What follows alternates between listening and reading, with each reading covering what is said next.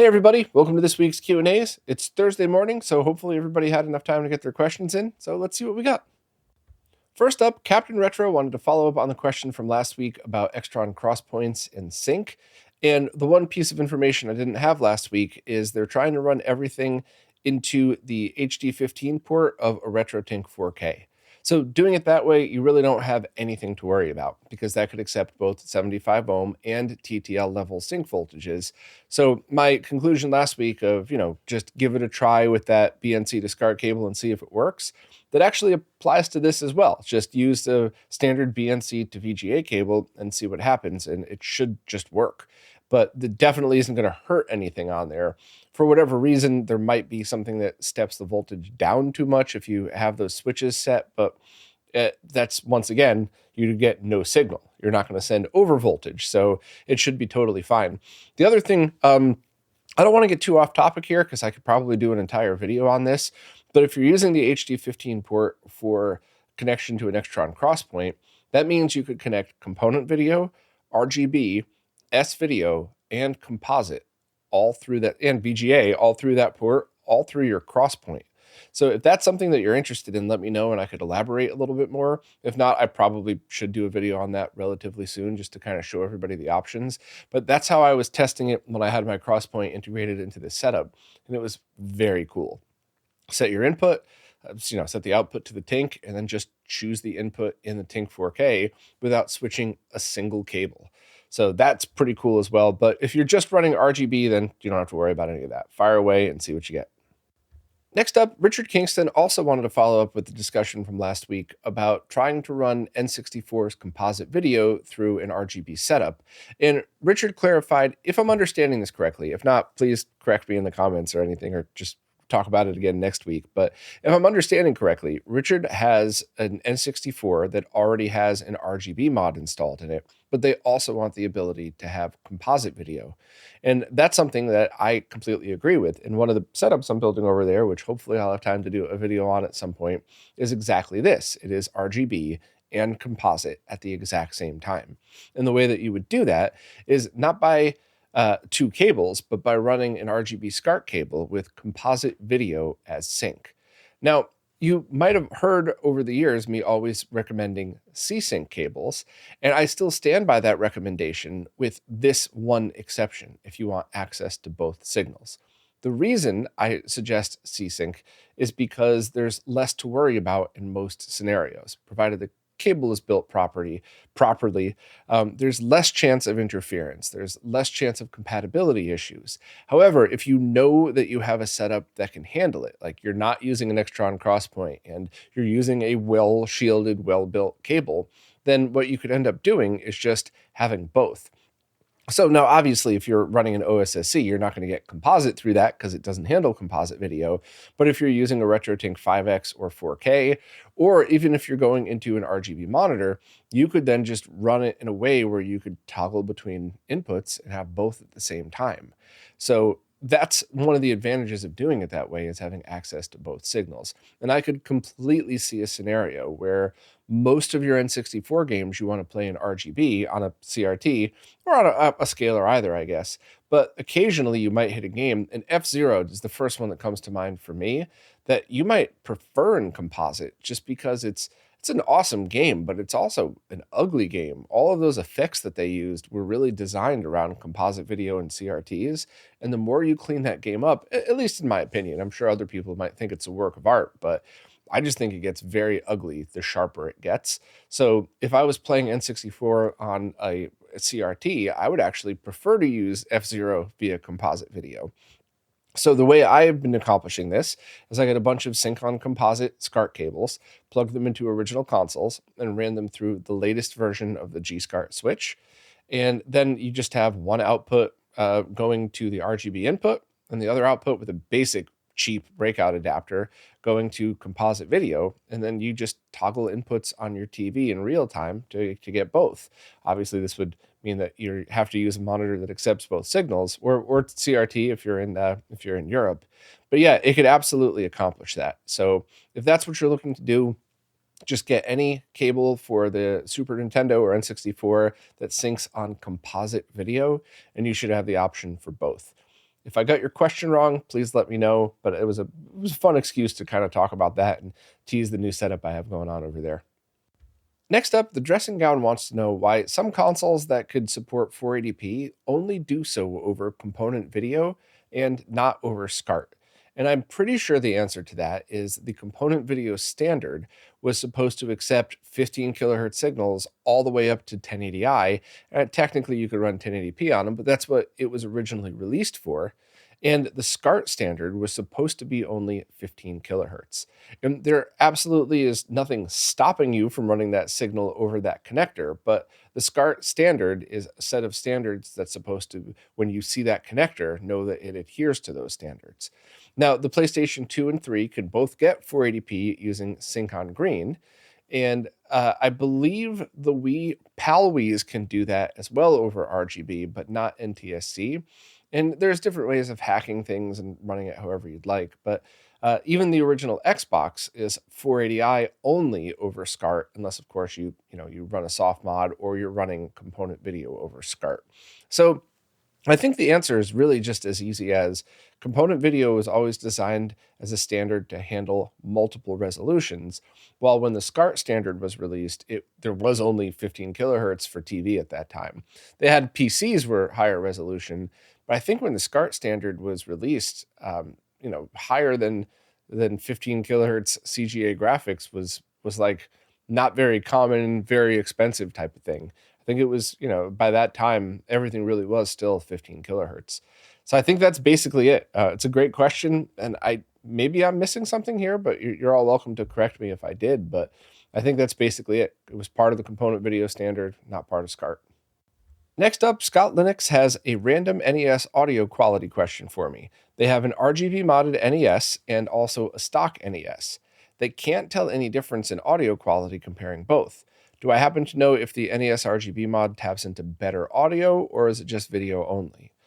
So I haven't done an NESRGB mod in a very, very long time, but I'm pretty sure it had its own audio circuit on there, which some people, depending on the installation, chose to bypass. Other people used it. Other people used the stock NES when bypassing. Others used a completely different circuit. So I'm pretty sure it all depends on how you wired that installation, but I think it has its own audio components on it. And it's meant to be true to the original. It's not meant to do anything other than, output decent quality audio. But I think this is one of those things, and I'm sure I'm going to have a bunch of my friends messaging me angry when I say this, but I think this is an issue that if the NES audio steps down in quality, you introduce hum or buzz, or you're playing one of those awful clone consoles with terrible audio, I think in that case, your average person would notice.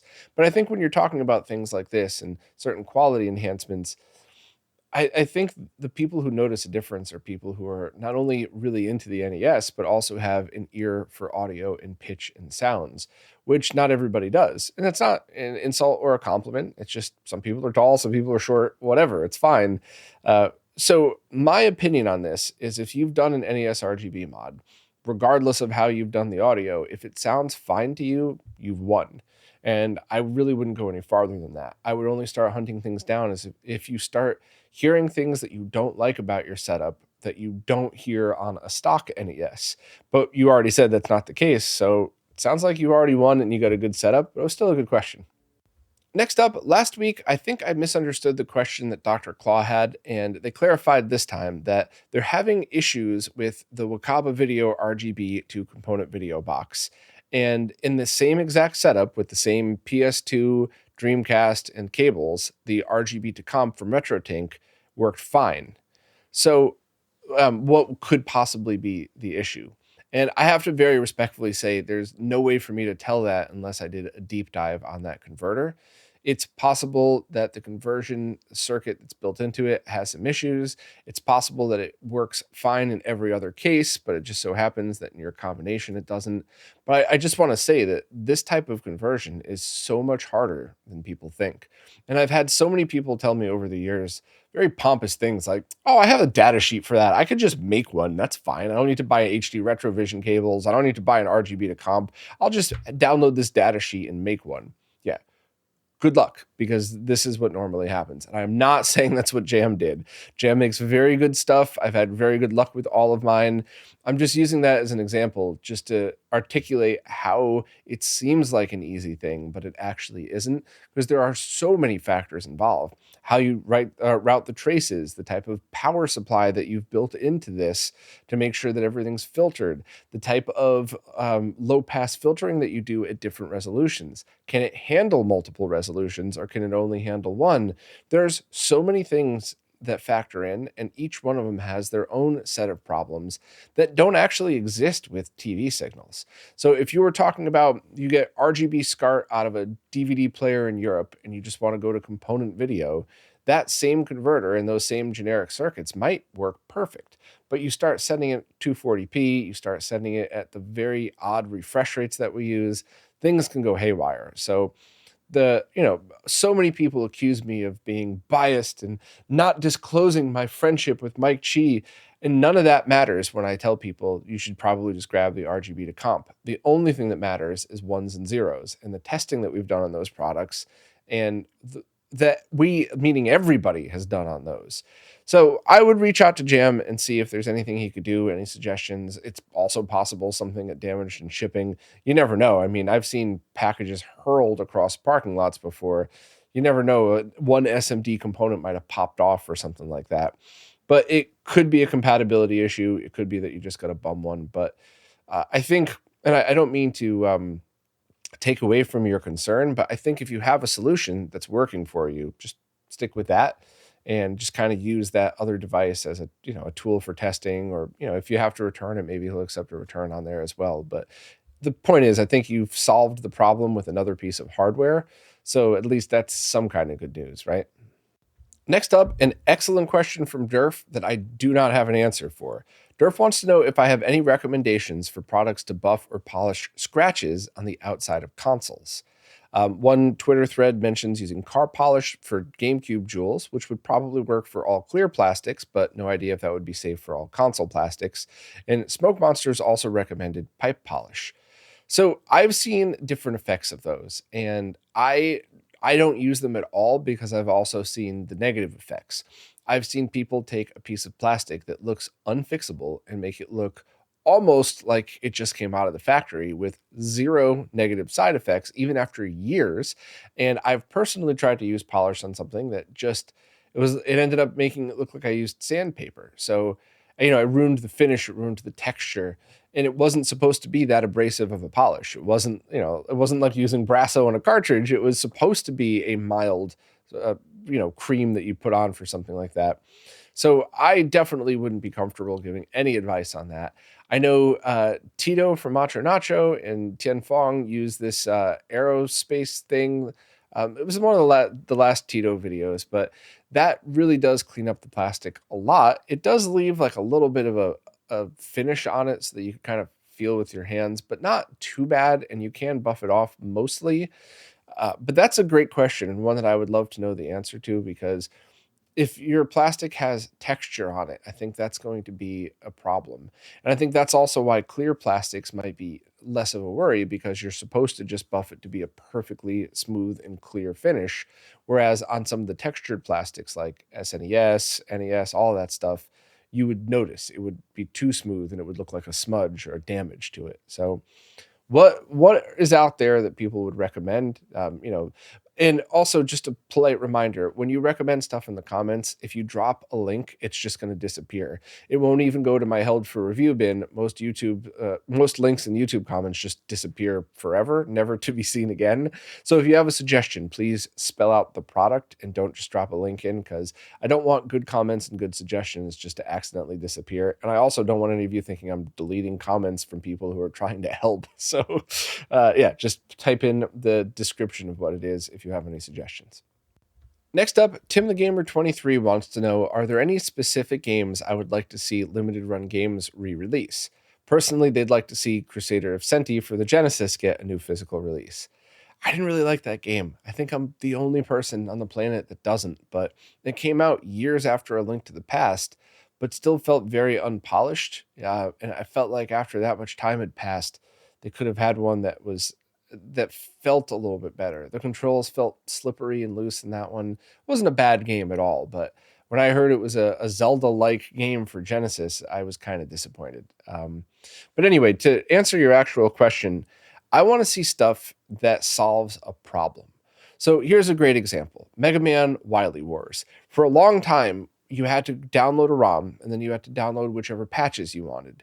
And if you wanted save game support to work on an EverDrive, you had to use that patch as well as some of the other patches, 50, 60 hertz, all of that stuff. And it's very hard to forget which one is okay. And even if you have a ROM that's like, okay, I'm going to play this when I have time to, it's already patched, a month goes by and you might have forgotten what patches you applied. So then you got to start from scratch. Maybe there's a new combination out there. It got confusing. And then when I think it was RetroBit did the re-release, it was like, okay, here's something pre-vetted using Renee's boards. So it's a safe cartridge to plug in. I'm pretty sure that one was using Renee's boards. So now I get to just buy it and use it like it was supposed to work. Funny, because it turns out Wily Wars wasn't nearly as good as I had hoped it would be. I did that live stream where I showed that alongside of the developer Infidelity's release for the port to the SNES, and I liked that better. But that's my point. It's something that solves a problem. So any of these games with full English translations or retranslations to make them better, that's an awesome way to go about doing it. Stuff that was only released in 50 hertz PAL that could be now released at 60 hertz worldwide. Things that solve a problem are the stuff that I'm totally 100% behind. And I guess I also don't mind seeing games that, even if I'm not really interested in it, if you want the original cartridge only, it's like $200. And I just know so many people that when they like a game, they want the physical media.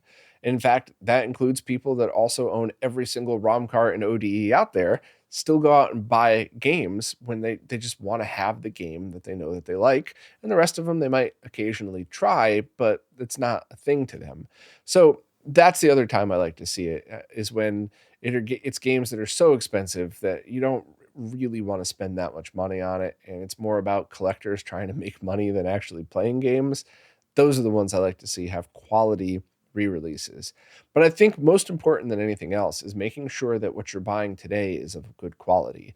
There was one company just bragging on social media about how all of their new releases are great quality.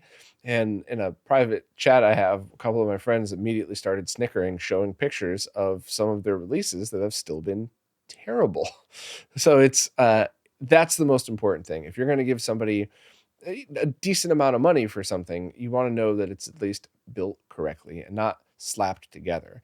And I don't think any of the prices of these, especially the limited run games, I don't think any of them have been overpriced. Some of them are expensive, but you also have to remember, I bought Virtua Racing for $75 when it was new. Adjusted for inflation, isn't that like $150 now?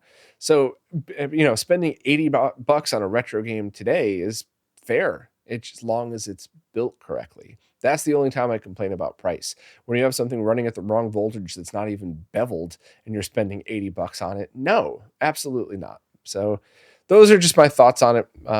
Well, all of them are opinions except for the whole make sure your cartridge is built correctly. That should be a fact, but those are just my opinions. And, feel free to flame me in the comments for not really liking Crusader of Senti, but I did finish the game. It wasn't a bad game. I was expecting more out of it, I guess. But yeah, it'd be kind of fun to see. Next up, Outers Evan wants to know if anybody knows how to set up Extron devices with custom profiles for infrared commands. They have the IR programming and Extron global configurator software, but can't seem to get the device to recognize the profiles they create. I have never done that before, but I do know a bunch of people who have started to work on automating their Extron equipment, and they've done so with some custom code that they've written.